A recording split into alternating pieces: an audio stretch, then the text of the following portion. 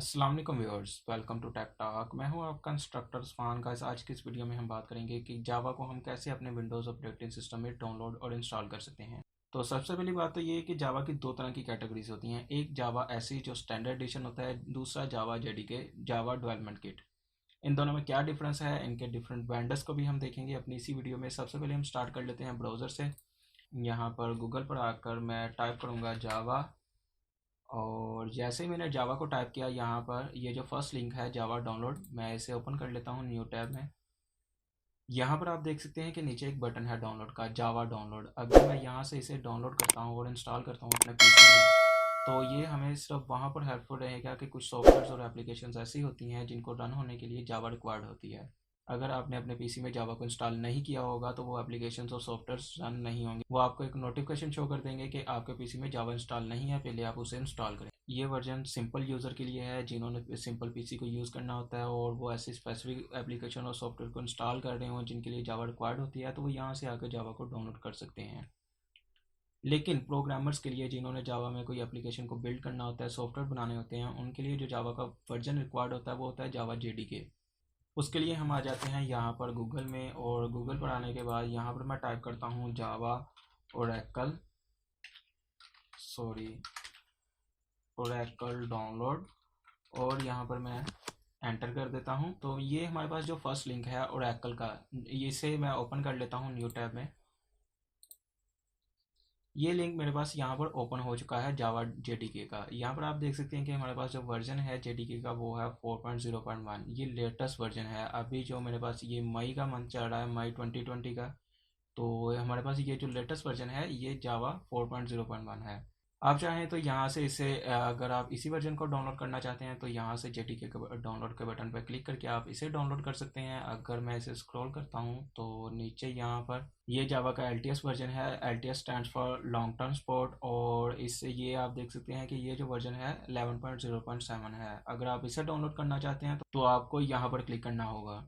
इसके अलावा यहाँ पर नीचे ये एक बिल्ड है जावा की, अगर आप इसे डाउनलोड करना चाहते हैं तो इसके लिए आपको यहाँ पर क्लिक करना पड़ेगा। लेकिन हम अभी के लिए यहाँ पर ये जो लेटेस्ट वर्जन है इसे डाउनलोड करेंगे। इसके लिए मैं इस लिंक पर क्लिक कर देता हूँ, और यहाँ पर क्लिक करने के बाद ये हमारे पास डिफरेंट वर्जन्स हैं डिफरेंट ऑपरेटिंग सिस्टम के लिए। ये हमारे पास लिनक्स और मैक ओएस और ये विंडो, क्योंकि हम विंडोज़ के लिए देख रहे हैं तो ये विंडो के हमारे पास जो 64 बिट का इंस्टॉलर है हम इसे डाउनलोड करेंगे। मैं यहाँ से इसे एक्जी फाइल को डाउनलोड करूँगा और ये जिप फाइल को डाउनलोड नहीं करूँगा। यहाँ पर एक और जो नोट करने वाली बात है वो ये है कि ये जो जेडीके का वर्जन है ये 32 बिट ऑपरेटिंग सिस्टम के लिए नहीं है, ये 64 बिट ऑपरेटिंग सिस्टम के लिए है। सिर्फ और सिर्फ 64 बिट ऑपरेटिंग सिस्टम।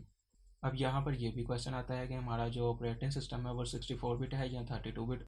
उसको चेक करने के लिए डिफरेंट वेज हैं। जो सबसे इजी वे है वो है माई कंप्यूटर की प्रॉपर्टीज़ में जाकर आप चेक कर सकते हैं। तो उसके लिए आपको सारी विंडोज़ को मिनिमाइज़ करना पड़ेगा। यहाँ पर आप देख सकते हैं कि मेरे डेस्कटॉप पर जो माई कंप्यूटर का आइकन है मैंने उसे हाइड किया हुआ है, क्योंकि मैंने अपने डेस्कटॉप पर बहुत ज़्यादा गंद मचाया हुआ है, इसलिए मैं अपने आइकॉन्स को ज़्यादातर हाइड ही रखता हूँ। मुझे खुद अपने डेस्कटॉप के आइकॉन्स को देख के बहुत बुरा फील होता है, इसलिए मैं ज़्यादातर इन्हें हाइड ही रखता हूँ। तो अब हम कैसे चेक करेंगे, उसके लिए हम फाइल एक्सप्लोरर को ओपन कर लेंगे। यहाँ पर दिस पीसी पे आके आप यहाँ से भी इसे प्रॉपर्टीज़ पे जा सकते हैं। यहाँ पर आप देख सकते हैं कि मेरा जो ऑपरेटिंग सिस्टम है वो है 64 बिट, और ये कंपाइल हो रहा है x64 बेस्ड प्रोसेसर पर। तो इस तरह से आप इजीली चेक कर सकते हैं कि आपका ऑपरेटिंग सिस्टम 32 बिट है या 64 बिट है। अब आ जाते हैं वापस से अपने ब्राउज़र में। मैं इसे मिनिमाइज़ कर लेता हूँ, और ब्राउज़र में आने के बाद तो यहाँ से हम exe फाइल को डाउनलोड करेंगे, एग्जीक्यूटेबल फाइल को डाउनलोड करेंगे, और जिप फाइल को डाउनलोड मैं नहीं करूँगा, मैंने तो पहले ही इसे डाउनलोड किया हुआ है। मैं चाहूँगा कि आप इसे डाउनलोड कर लें और फिर से वीडियो को कंटिन्यू करें। होप सो आप लोगों ने जेडीके को डाउनलोड कर लिया होगा। अगर आप उस पर डाउनलोड होने के बाद डबल क्लिक करेंगे तो आपके पास इस तरह से विंडो ओपन हो जाएगी। यहाँ से आपने सिंपली इसे नेक्स्ट करना है, और नेक्स्ट करने के बाद आप इसे नेक्स्ट करके इंस्टॉल कर सकते हैं।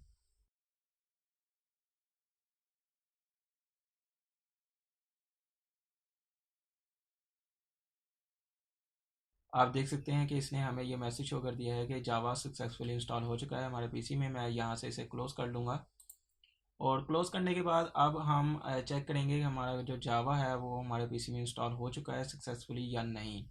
इंस्टॉल तो हो चुका है लेकिन हम इसे अभी यूज़ नहीं कर सकते हैं। अब इसको चेक करने के लिए CMD को ओपन करेंगे, कमांड प्रॉम्प्ट को ओपन करने के लिए डिफरेंट वेज हैं। एक जो बहुत इजी वे है वो है Windows+R को आप प्रेस करेंगे और यहाँ पर आने के बाद आप टाइप करेंगे CMD, और CMD को टाइप करने के बाद जैसे ही ओपन करेंगे तो ये हमारे पास कमांड प्रॉम्प्ट ओपन हो जाएगा। और यहाँ पर जावा को चेक करने के लिए हम एक कमांड टाइप करेंगे, जावा स्पेस हाइफन वर्जन। इसे एंटर किया, आप देख सकते हैं कि इसने मुझे एक एरर शो कर दिया है कि Java is not recognize as an internal और एक्सटर्नल कमांड। जावा को इसने रिकॉग्नाइज नहीं किया। तो सिंपल सी बात है, इसे जावा की समझ नहीं आई, इसे जावा का मतलब कहीं से नहीं मिला। और इसको रीचेक करने के लिए एक और कमांड है, जावा सी स्पेस हाइफन और वर्जन। यहाँ पर C स्टैंड फॉर कंपाइलर, जावा के कंपाइलर का वर्जन हम चेक कर रहे हैं। जैसे मैं इसे एंटर करूँगा तो यहाँ पर भी आप देख सकते हैं कि इसने सेम एरर मुझे शो किया है कि इसे जावा का मतलब समझ नहीं आया है।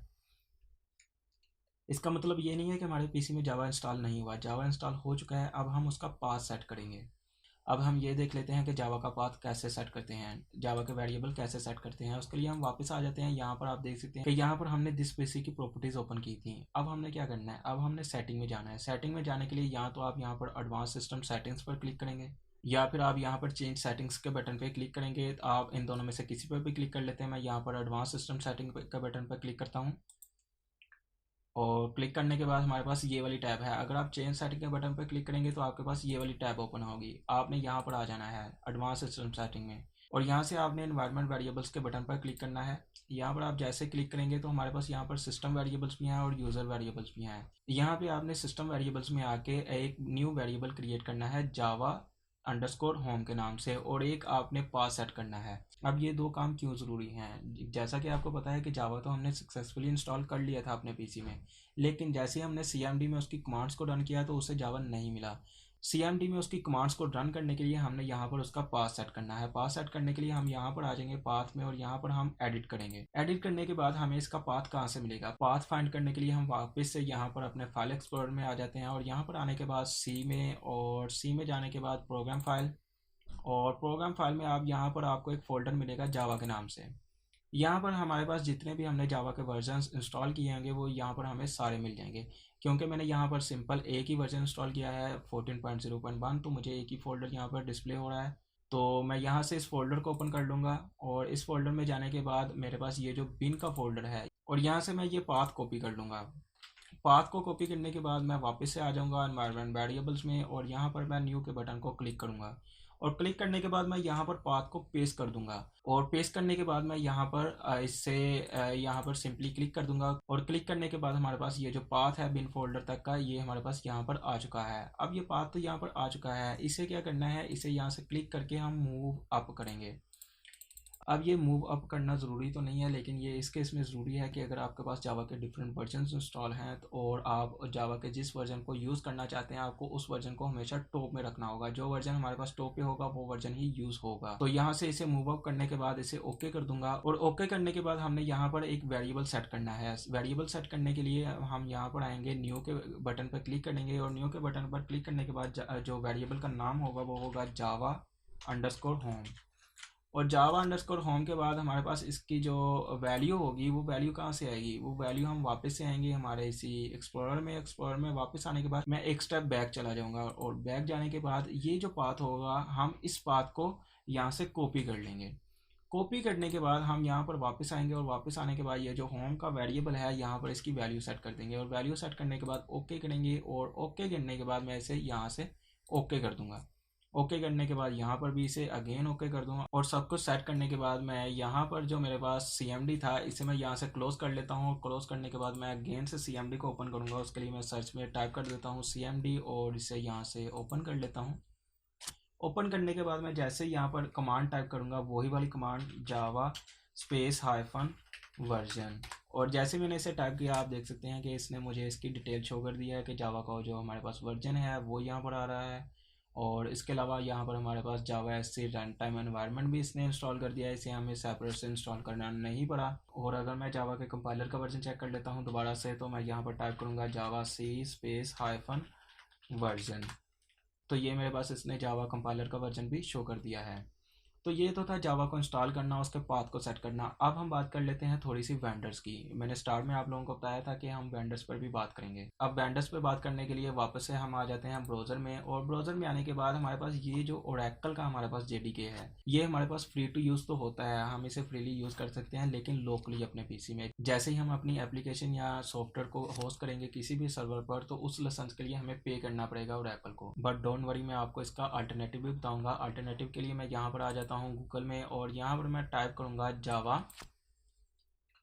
सॉरी, मैं यहाँ पर टाइप करूँगा अडोब ओपन जेडीके। तो ये एक लिंक जो हमारे पास फर्स्ट वाला हमें शो हो रहा है, इसे मैं ओपन करूँगा।